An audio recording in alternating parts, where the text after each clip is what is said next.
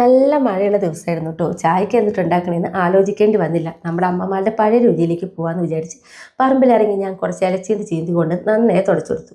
അതിനുശേഷം കുറച്ച് അരിപ്പൊടിയൊക്കെ എടുത്ത് അതിൽ ഒരു ടീസ്പൂൺ ജീരകവും ആവശ്യത്തിന് ഉപ്പും ഒക്കെ ഇട്ടെടുത്ത് പൊടി നന്നായി കുഴച്ചെടുത്തു. പിന്നെ നമ്മൾ ചെരുക്കി വെച്ച നാളികേരത്തിൽ ഒരു ടീസ്പൂൺ ഏലക്കായപ്പൊടിയും നമ്മൾ ഒരുക്കി വെച്ച ശർക്കരയും കൂടി ഒഴിച്ചു കൊടുത്ത് ഇതേപോലെ മിക്സ് ചെയ്ത് വെച്ചു. അതിനുശേഷം നമ്മുടെ പൊടി ഉണ്ടല്ലോ കയ്യിലൊന്ന് ഉരുട്ടിയെടുത്ത് ഇലയിൽ വെച്ച് കനം കുറച്ച് നമ്മൾ പരത്തെടുക്കാട്ടോ ചെയ്യേണ്ടത്. എന്നിട്ട് നമ്മുടെ നാളികേരത്തിന് മിക്സ് ചെയ്തിട്ട് കൊടുക്കുകയാണ്. അത് മാത്രമല്ല കുറച്ച് നാളികേരമൊക്കെ കൂടുതൽ ഇട്ട് കൊടുത്താൽ അടയ്ക്ക് നല്ല ടേസ്റ്റും ഉണ്ടാവട്ടോ. അതിനുശേഷം ഇതേപോലെ മടക്കി ഒന്ന് അമർത്തി കൊടുത്താൽ നമ്മുടെ അട റെഡി ആയിട്ടുണ്ട്.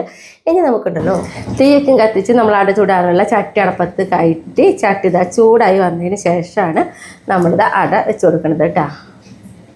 കണ്ട അടയൊക്കെ ഇട്ടിട്ട് ചെറുതായിട്ട് ഒരു ചുളിവ് പോലെ വന്നപ്പോൾ ഞാനിതാ മറിച്ചിടാണ് കേട്ടോ. ചൂടൊക്കെ ഉണ്ട് ചെറുതായിട്ട്. എന്നാലും നമ്മൾ ഒന്ന് രണ്ട് വട്ടം തിരിച്ചും മറിച്ചൊക്കെ ഇട്ടാലാണ് നമുക്ക് അട ഓരോ പോലെ വെന്ത് കിട്ടുള്ളൂ കേട്ടോ.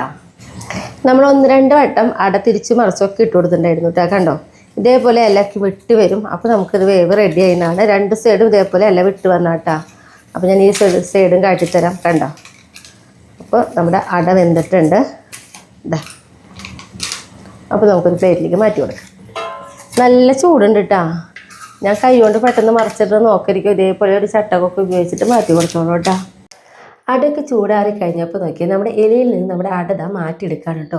നല്ല തേനൊലിക്കണ പോലെയാണ് നമ്മുടെ അട ഇരിക്കുന്നത്. ഞാൻ എന്തായാലും അട ഒന്ന് മുറിച്ചിട്ട് കാണിച്ചു തരാം കേട്ടോ, എങ്ങനെയാണ് ഇതിൻ്റെ ഉള്ളിലിരിക്കുന്നത് എന്നുള്ളത്. കണ്ടോ കാണാൻ നല്ല ഭംഗിയാണ്, അതേപോലെ കഴിക്കാനും നല്ല ടേസ്റ്റാണ് കേട്ടോ. അപ്പോൾ നമുക്ക് കഴിക്കാൻ എളുപ്പത്തിന് വേണ്ടിയിട്ട് ചെറിയ ചെറിയ കഷ്ണങ്ങളൊക്കെ ആക്കി മുറിച്ചെടുക്കുകയാണ്. ഓരോ കഷ്ണങ്ങളും മുറിക്കുമ്പോഴും അതിൻ്റെ ഉള്ളിൽ നോക്കിയാൽ എന്ത് ഭംഗിയായിട്ട് ഇരിക്കണമെന്ന് നോക്കിയാൽ നമ്മൾ തയ്യാറാക്കിയിട്ടുള്ളത്. ഞാനും ഷായിട്ടിന് ചായ കുടിക്കാനിരുന്നു. നല്ല ടേസ്റ്റാണ് നമ്മുടെ അട. ഇന്ന് ഇത്രയ്ക്കുള്ള വിശേഷം.